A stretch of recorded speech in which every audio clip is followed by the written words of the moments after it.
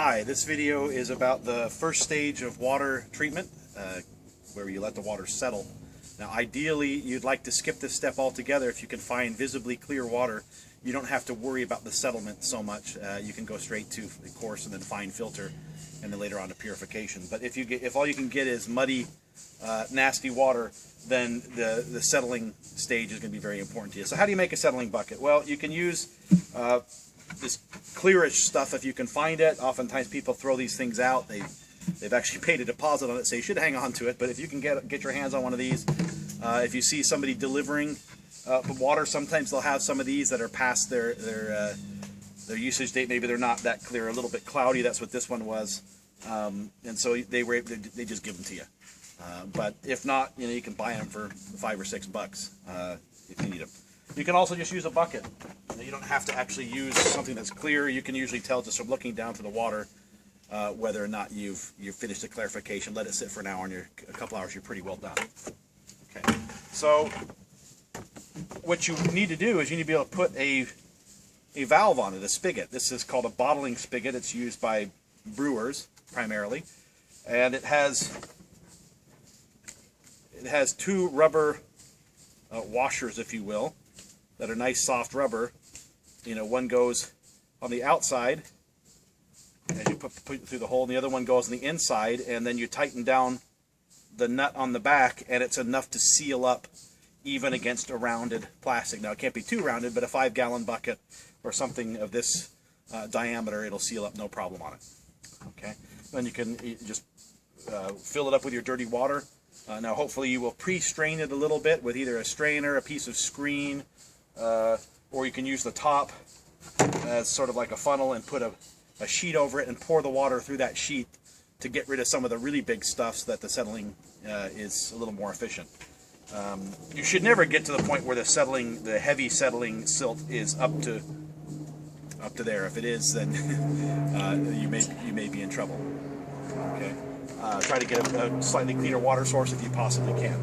All right, one other thing is that when you're drilling this hole, because you have to drill a hole, I don't know if you can see that, you have to be really careful to go slowly. I got a little carried away with this one, and then when it finally broke through, it made a very jagged hole. This one I obviously can't seal up.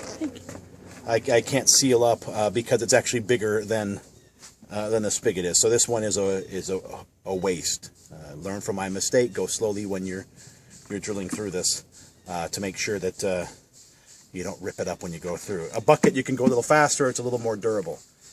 So while I can see through this one, I actually probably prefer the bucket just because the bucket is not going to break off as easy. It won't break. It won't take that much torque on this valve to crack this plastic away from that, and then you've got a leaking settling system there. All right, so let's go ahead and make one, just so you can see how that's done. Where's my blue bucket? Here it is. Blue bucket from Lowe's. This is HDPE, so you wouldn't want to leave it in the sun too long with water in it. You'd want to do this in the shade. This here is PETE. You can tell that by, if you look at the bottom of it, it's going to have that little recyclable triangle there with the little arrows on it, and if it has a 1 inside of it, it's PETE. If it has a 2, it's HDPE. Both of them are considered food grade, but HDPE will sometimes break down in the sun and leach, they claim, leach some chemicals into it. All right, so in order to do this, all I'm going to do is I'm going to take a nail. You take a nail, I'm going to mark where I want this spigot to go. Okay, so I'm going to say I want it to be about 2 inches up from the bottom. Doesn't have to be exact. I'm just going to put a little starter hole just by pushing that through. Okay, just to make a little point. Now I've got a point there. I'm going to take, in this case, for this one, it requires either a 1-inch or a 7/8 inch drill. I'd rather start with 7/8. I can always file the hole a little bigger, but I can't make it smaller. Okay, so where do I put there it is. I'm going to put the tip. I'm going to put the tip of this drill bit in the hole, the starter hole that I made with the nail, and I'm just going to slowly drill through it. Now I'm going to have to put this down so I have some backing to it. This is not a particularly good drill bit. It's kind of old, but it should still go fairly quickly. You wiggle it around side to side a little bit. to get it to go, but when you start to get further through, you want to back off a little bit.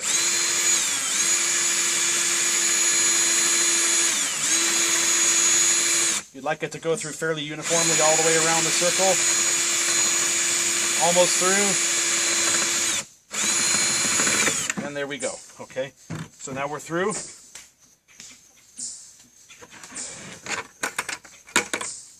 Here's the cap that came out of it. You want to take a knife around the inside to clean off any extra. You can use your fingernails, but it's going to go a little better if you have a knife. Okay, you take your bottling spigot. You will have removed the nut and one of the plastic washers. You're going to work this thing through. Okay, I may have to go a little. I may have to stretch this hole a little bigger because this is kind of tight. No, I got it in. Okay, so now that's in. It's good and tight. It's not going to leak. There's no way I could probably even leave the back off and it's not going to leak. Okay, but let's do it right. Putting the washer. This is what it looks like. Okay, it's on. Obviously, I can turn this thing whatever direction I want it to be. Okay, it's in good and tight. Inside, you can see the threads.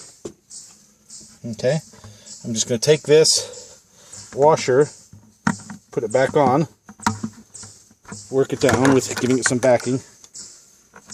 I'm going to take this nut, I'm just going to screw it on there. Okay, and if I have to, I can get a wrench and tighten that down, but remember it is plastic. And the washers are soft enough that you don't need to have it that tight to hold water. This will, as this is, this will hold water. Okay. We're going to pause for a minute. And I'm going to fill this thing up with water so you can see how to use this in a settling circumstance. Okay, so I've put some water in this. You can see probably from the outside that the water level is right about here, so it's significantly above where the spigot is. All right. I got the spigot turned to the side. I just prefer to work with it that way. No problem with turning it down. That's fine. I use clear tubing. This bucket spigot has a 3/8 inch barb on it, so I'm getting 3/8 inch inner diameter, 1/2 inch outer diameter tubing. I don't know if I got this on Amazon or if I got this from Home Depot or Lowe's, but all it is 1/2 inch outer diameter by 3/8 inch inner diameter by 20 feet. This tubing probably cost $6-7 for the 20 feet. You can find it cheaper. Okay. All right. So all I'm going to do is I'm going to take this tubing and I'm going to push it over the end. Now you're going to want to give it some back support so that you don't break it through, especially if you're dealing with this slightly more flimsy plastic. So you're going to back support it and you're just going to push it on. Okay. So now I've got the tubing on there. All right. So if I open it up, it's going to just flow down the tubing. Okay. Like so. Now, one of the challenges you face, it's got a back bleeder. Okay. One of the challenges you face with a settling bucket is that you have silt and stuff down here at the bottom, and the flow of water through the tubing or the flow of water out of the bucket can sometimes disturb what you've already settled out, and it'll stir it back up, and then you've reclouded your water. Okay. So putting tubing on the end of this instead of just using the spigot by itself is a pretty good idea, because then you can easily, by how high you let the exit be, you can control the flow rate. You can also control it slightly with the spigot itself. Okay, so if I open it a little bit,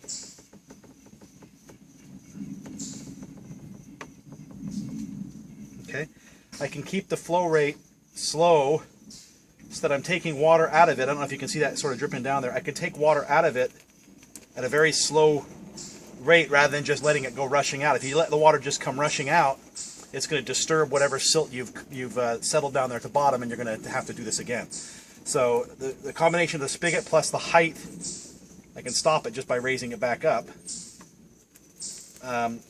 combined with the height, controls how fast that water goes out. And you want it to go out fairly slowly so you don't end up working against yourself. That's an interesting bleeder. bleeder system there. It's built to deal with carbonated water, but you can either fill that in with a little bit of rubber cement or just deal with it. It's not really a problem. Okay, so that's really all there is to this. Later on, if you want to, you can run this into another bucket, and the next bucket can you can use the same tubing and barbs to hook in an inline filter like a Sawyer filter. And then you can do all the filtering, one stage after another, and really, just with tubing from station to station, control the purification process without too much trouble. But that's the important thing, is getting that in. This is called a spigot, a bottling spigot. The other way you can go is you can just use a bulkhead fitting with an auxiliary valve on it. Now, bulkhead fittings are installed the same way. You may have to cut a bigger hole depending on the size of it. It's the same. This is just finishing draining out. It's the same sort of setup. It has an outside. Sorry, it's taking me longer than I thought to do this here. So here it has again a rubber gasket or washer, if you will, and that's going to go through, and then the nut's going to go on the inside. The washer is going to be on the outside of the bucket if you only have one. Sometimes they come with two. And again, you're going to fit this on the inside, tighten it down good and tight. Hand tighten is usually good enough. In fact, this doesn't even have anything to put a wrench on the outside, but just hand tighten it down. If that's not quite tight enough, go ahead and get an adjustable wrench and tighten it just a little bit more. You don't want to crack the plastic. This is just PVC. It's not built to have a lot of torque on it. For this one, I'd have to have another fitting that would screw in there. And they have lots of little spigots that go in there. Some of them come with your 55-gallon drum kits and so forth that you can just, screw into that, and that has a spigot attached. This is an all-in-one solution. Maybe not quite as durable or quite as nice as this, but this thing's like $4 or $5 for one of these spigots, and this you'd have to spend, $3.50 for the bulkhead plus whatever it costs you to get the valve and any fittings to make it work. So it could be a little more. I also like that this thing has the bar built into it, so all I have to do is slide the plastic on. In fact, it's tight enough I don't even really have to use a clamp with it. Okay, any questions? Okay, any questions? Put them in the comments. I guess I'll say one more thing, and that's that some people prefer to put the hole in the bottom. And usually the reason why they prefer that is because they're worried about whether or not it'll seal up. If it's coming out the side, it will seal up if it's coming out the side, despite the rounded nature of the bucket. You can put it out the bottom, but then of course that means that if you're just sitting it there, it's going to be resting on that spigot, and you've got a good chance of breaking it off or damaging it. You'd really rather not do that. So additionally, you don't get any more water out of this with this thing coming up the bottom as you would from the side. I don't know if you noticed it, but it does protrude into the bucket quite a ways. So putting this low, if you wanted to get all the water out, for a settling bucket you wouldn't, but if you want to get all the water out, all you do is put it lower, and you'd still get it. If you use this one, you're only going to get, the bottom 1.5 inches, 2 inches, you're not going to pick up anyways, because it's not going to go over top of that riser there. Okay, that's it. If you have any questions, leave them in the comments. I'll try to get to them. But good luck with this. And sorry, the bucket here is a couple bucks, at Lowe's. The spigot here was, I think, about $4 on Amazon. The tubing also is just a few dollars. And of course, this piece is very cheap. It was a few dollars for the 20-foot section. I think maybe $6 for 20 feet. That's what I paid for it. And that's all there is to it.